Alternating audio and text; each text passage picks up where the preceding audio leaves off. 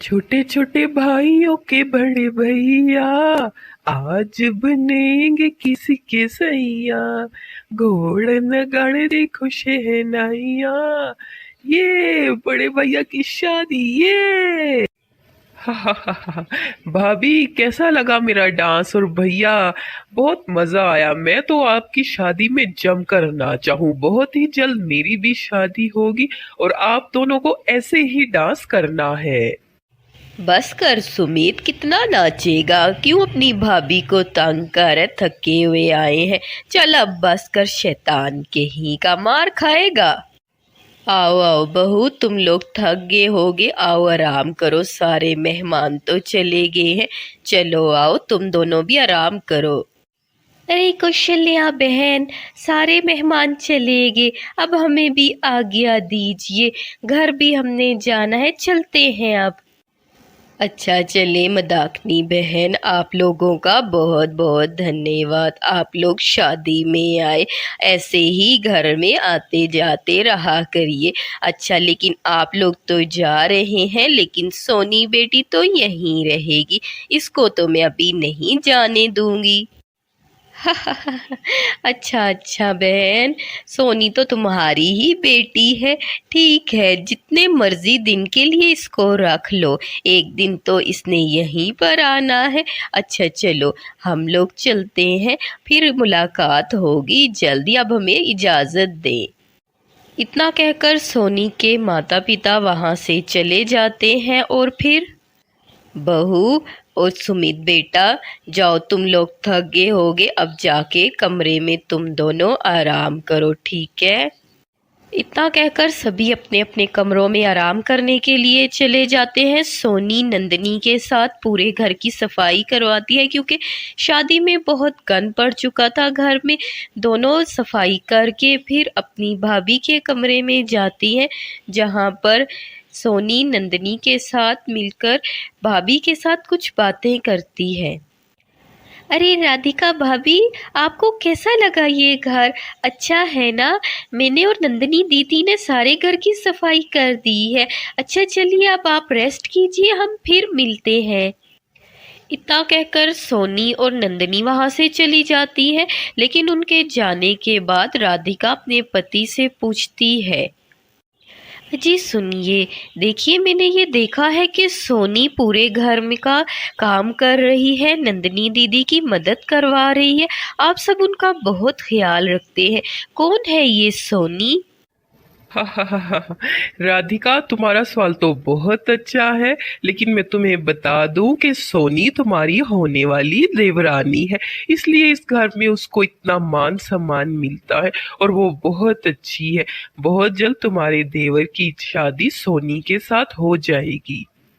इस तरह शादी के दिन गुजर जाते हैं। फिर कुछ ही दिनों बाद सोनी के माता पिता उसे लेने के लिए आ जाते हैं और सोनी अपने माँ बाप के साथ वापस अपने घर अपना सामान लेकर चली जाती है। फिर इस तरह सोनी के जाने के बाद राधिका की पहली रसोई की रस्म होती है, जिसमें इस राधिका तरह तरह के पकवान बनाती है और घर वालों को सर्व करती है, जहाँ पूरे घर को उसके बनाए हुए पकवान बहुत अच्छे लगते हैं। उनकी जिंदगी ऐसे ही बहुत अच्छे से गुजर रही थी, सब हंसी खुशी अपने घर में रहते हैं। लेकिन एक दिन अचानक ऐसा हुआ कि राधिका की सास को एक कॉल आई, जिसे सुनकर वो अचानक से परेशान हो गई। सबने देखा कि वो भला परेशान क्यों है, तो फिर सास सबको बताती है, अरे सुमित बेटा, सोनी की माँ का फोन था, वो बता रही थी कि सोनी के पिता की तबीयत बहुत खराब है, इसलिए वो लोग चाहते हैं कि सोनी की शादी जल्द अज जल्द हो जाए। मैंने उन लोगों को हाँ कर दी है, तुम लोग शादी की तैयारियां शुरू करो, हम लोग मई में ही शादी करेंगे। ठीक है माँ, जैसे आपकी मर्जी, आप लोग शादी की तैयारियां शुरू कीजिए, मैं शादी की बाकी देखभाल करता हूँ। सुमित जी, माँ जी, लेकिन मई में तो बहुत ज़्यादा गर्मी होती है, हम थोड़ी सी शादी आगे नहीं कर सकते हैं? अभी तो बहुत ज़्यादा गर्मी पड़ रही है। कुछ नहीं होता बहू, शादी तो गर्मी में ही होगी और कोई मसला नहीं है, घर में सभी है ना तुम्हारी मदद के लिए। चलो तुम अपनी नंदनी दीदी के साथ मदद करवाओ और हम जाके अच्छी सी शॉपिंग करते हैं। और सुमित बेटा तुम बाहर के काम जाके संभालो, ठीक है। इस तरह शादी की तैयारियां शुरू हो जाती हैं। राधिका अपनी सास और नंद के साथ मिलकर शादी की तैयारियां शुरू करती है। वो शॉपिंग करते हैं और बड़े से मॉल से हर एक ज़रूरत की चीज़ खरीद कर घर आते हैं। दूसरी तरफ मेहमानों ने भी घर में आना शुरू कर दिया था। एक तो गर्मी और दूसरा मेहमानों की भीड़, बच्चे इधर उधर भाग रहे हैं, उछल कूद कर रहे हैं। इससे घर में बहुत ज़्यादा हल्ला गुल्ला हो रहा था और बहुत ज़्यादा बहू को गर्मी भी लग रही थी। वो अकेली ही खाना पकाती और सास और बड़ी नंद बस मेहमानों के पास बैठी रहती। बहू को ही अकेले ही मेहमानों को चाय नाश्ता देना पड़ता, जिससे कि अब वो बहुत ज़्यादा चिढ़ने लगी थी। अगर वो नंद को कोई काम बता देती तो वो भी बहाना बना देती। नंदिनी दीदी, अच्छा हुआ आप आ गई हैं। आइए मेरी थोड़ी सी मदद करवा दीजिए, मैं बहुत ज़्यादा थक गई हूँ। देखिए ना धूप कितनी ज़्यादा आ रही है, थोड़ी सी मेरी मदद करवा दें। अरे नहीं नहीं राधा, देखो इतनी गर्मी में मैं काम कैसे करूँगी। देखो शीशे से कितनी तेज़ धूप अंदर आ रही है, मुझसे ये खाने पकाने का काम नहीं होता। देखो तुम ही संभालो, मैं जा रही हूँ मेहमानों के पास बैठने के लिए। इस तरह नंद भी कोई ना कोई बहाना बनाकर चली जाती, जिससे कि अब राधिका बहुत ज़्यादा चिढ़ने लगी थी। हाँ हाँ, गर्मी तो इन लोगों को लग रही है ना, इन्होंने गर्मी में शादी करके मेरे सर पर अजाब कर दिया है। बोला भी था कि आगे सर्दी में गर्मी करे, अब सारे खाने पकाने सारे इंतज़ाम मेरे सर डाल दिए और खुद मज़े से बैठे हैं।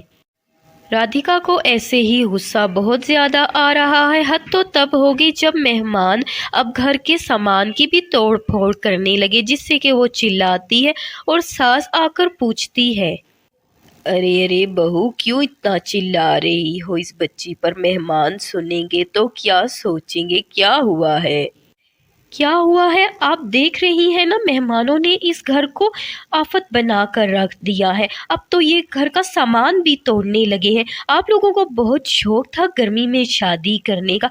दिन भर मैं चूल्हे के आगे जलती रहती हूँ, अकेली खाने पकाती हूँ, काम करती हूँ। हालत मेरी देखिए नौकरानियों जैसी हो गई है। आप लोगों से बोला भी था गर्मी में शादी मत करें, लेकिन नहीं, आप लोगों ने मेरी एक नहीं सुनी। अब देखिए मेरा क्या हाल हो गया है इस गर्मी में।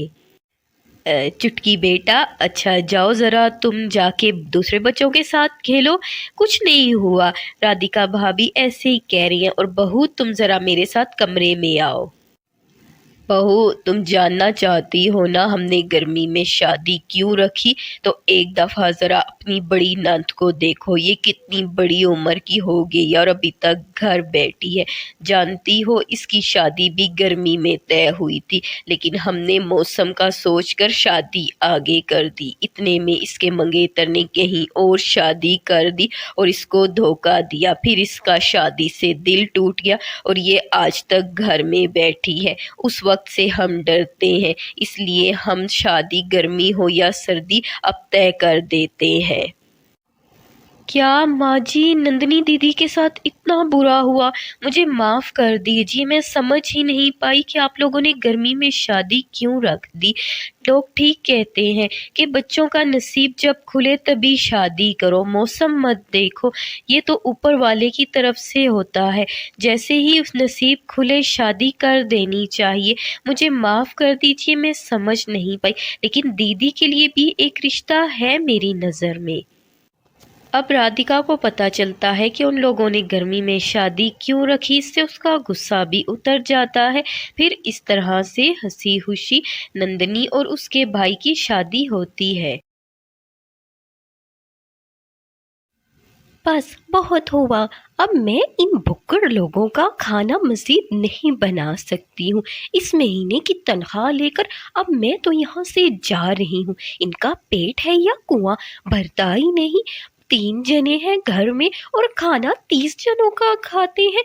अभी जाती हूँ और उनको कहती हूँ मैं जा रही हूँ यहाँ से।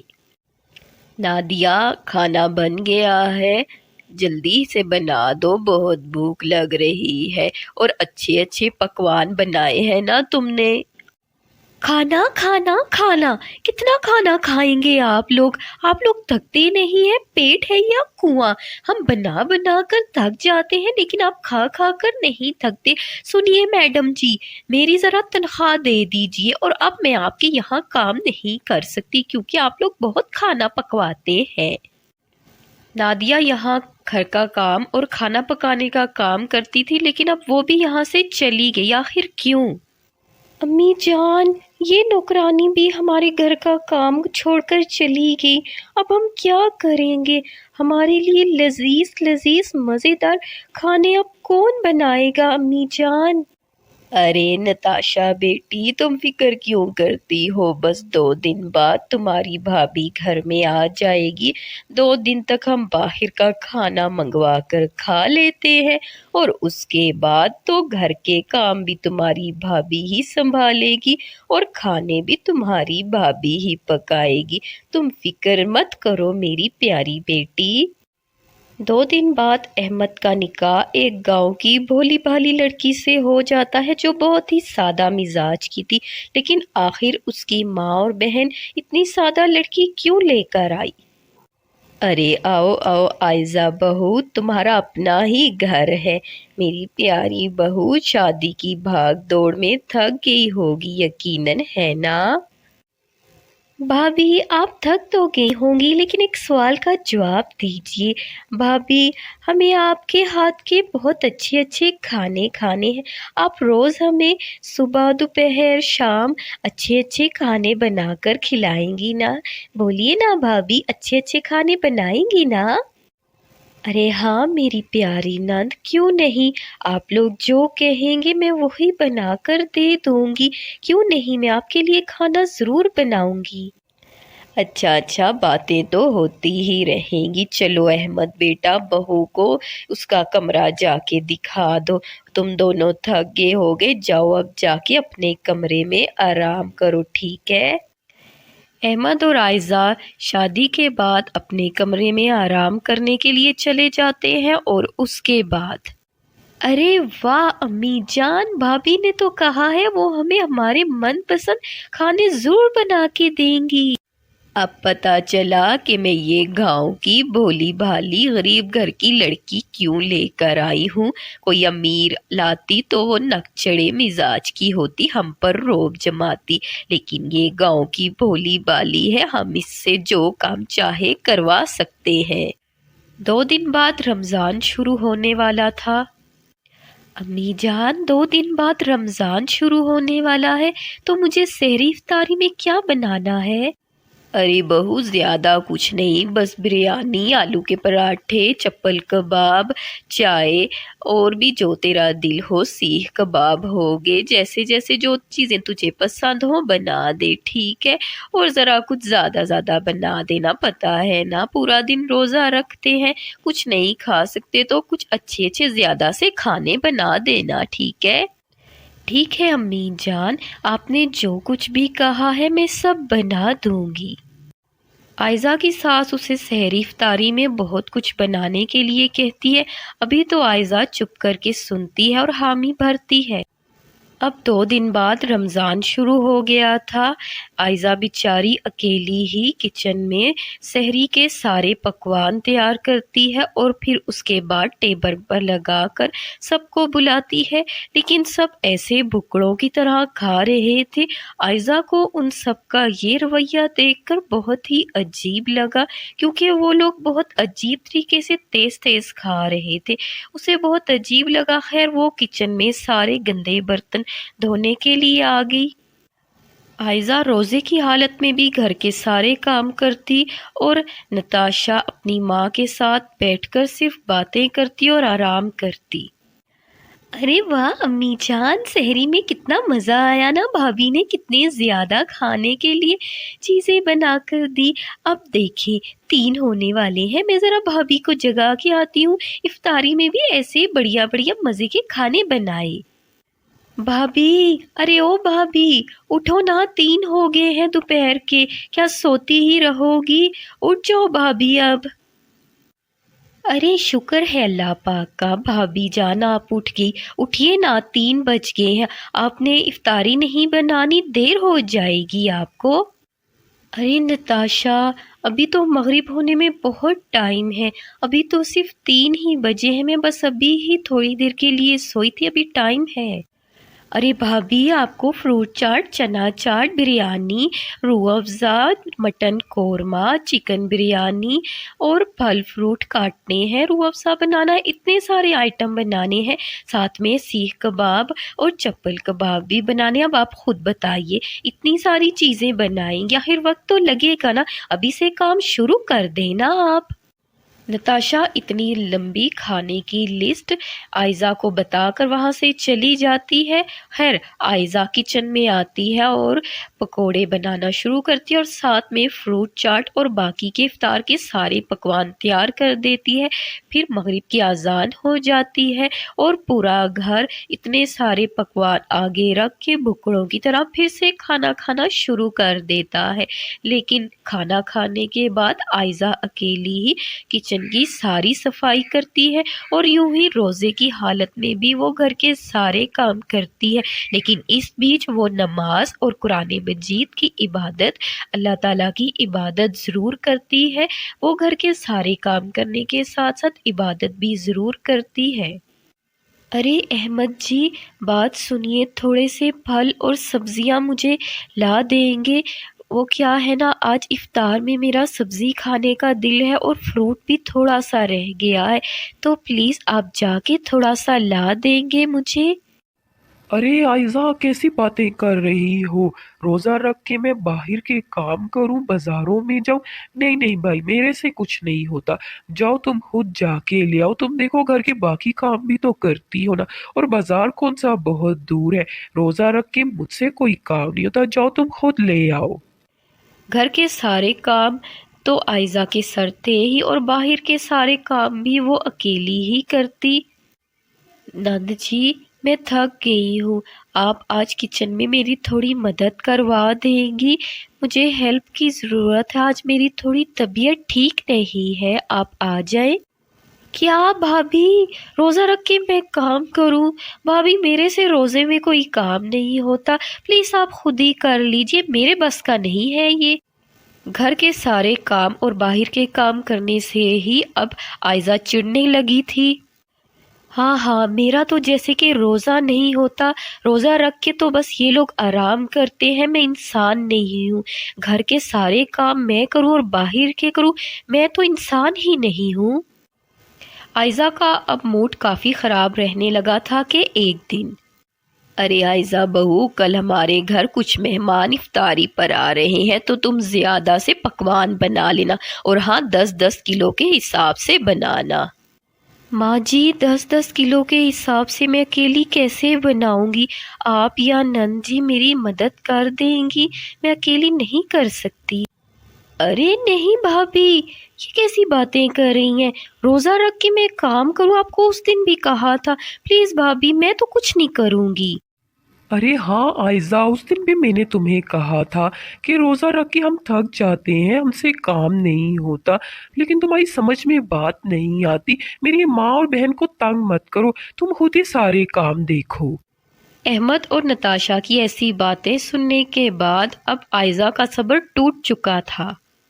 हाँ हाँ, रोज़ा रख के तो सिर्फ आप लोग थकते हैं ना, मैं तो मशीन हूँ, मैं क्यों थकूंगी? मुझसे आप जितना मर्जी काम करवाएं, आपका काम तो है सिर्फ बुकड़ों की तरह खाना खाना, बस पकवान बनवाते जाए। लेकिन बस अब बहुत हुआ, या तो मेरी मदद कीजिए या नो करिए, नहीं तो मैं अपने मायके चली।